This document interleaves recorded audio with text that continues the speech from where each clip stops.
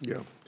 As I promised you in my office, you would know about the questions I'm going to ask. I only have two questions. The first one involves the Physician Payment Sunshine Act that I worked hard to get passed and is part of Obamacare. Background to my question: in March of 2017, the University of Iowa reported a growing crisis of prescription opioid use and overdoses in Iowa. While lower than some states, Iowa has seen rates of prescription drug deaths quadruple since 1999.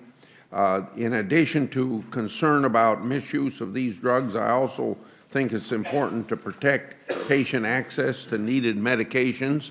One strategy to achieve that balance is to ensure that prescribing decisions are made in the best interest of the patient and not as a result of inducement to healthcare providers by drug companies. Recent reports have raised concern about payments from pharmaceutical companies to health professionals and the effect on opioid prescribing practices. The bipartisan Physician Payment Sunshine Act was designed to provide transparency regarding payments to physicians from drug companies. This law created the open payment data base at CMS. In November, Senator Blumenthal and I wrote a letter to your department thanking for the support that CMS Center for Program Secure Integrity has given. In that letter, we further encourage the prioritization of funding and administration of the open payments database.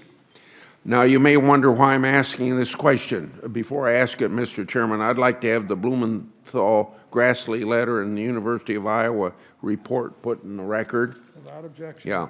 A year ago, I think it was in the omnibus appropriation bill, a group of doctors in the House of Representatives tried to gut this legislation. We prevented that. So, a very simple question to you. Will you commit to continuing to collect and post all the data currently available on the Open Payments website? Yes, Senator Grassley. As you know, I'm a big supporter of the Sunshine Act and your work there, and at the time and supported it at the time that you had first proposed it. I think that transparency is extremely helpful. Yeah. My second and last question: since the EpiPen misclassification fiasco, I focused a lot of my oversight on the Medicaid drug rebate program. In the course of my oversight, I found that during the Obama administration, CMS did not properly oversee the program, causing billions in taxpayer dollar losses. For just the EpiPen, the taxpayers may have lost out on more than $1 billion. It's kind of this way. $1.7 billion loss, but DOJ recovered $475 billion, so a $1.3 billion loss. Or why they didn't go after the other $1.3 billion, I never get an answer from DOJ.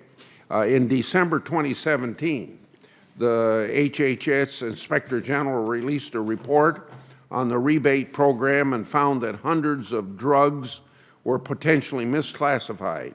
For instance, out of a sampling of just 10 drugs from 2012 to 16, Medicaid may have lost $1.3 billion in rebates. Now, that's just from a sampling. So still lost, we don't know how many billions of other dollars may have been lost. So my question to you, by the way, I'd like to also have submitted a letter that I have from former CMS Administrator Slavitt for the record. Without objection. Okay, yeah, thank you. So this question, there's a lot of taxpayer money at stake here. How will you approach fixing the Medicaid drug rebate program so that it is properly overseen and taxpayers' losses are kept to a minimum? Thank you. Senator, I was very concerned to see the media reports and to read that report from the Inspector General on the rebate program, and I certainly will work with Administrator Verma as well as with CMS to ensure that the program is improved to get at that.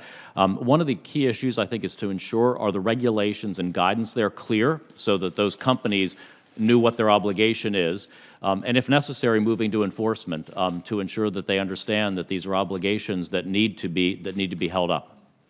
Thank you, because doing that, you can save a lot of taxpayers' money.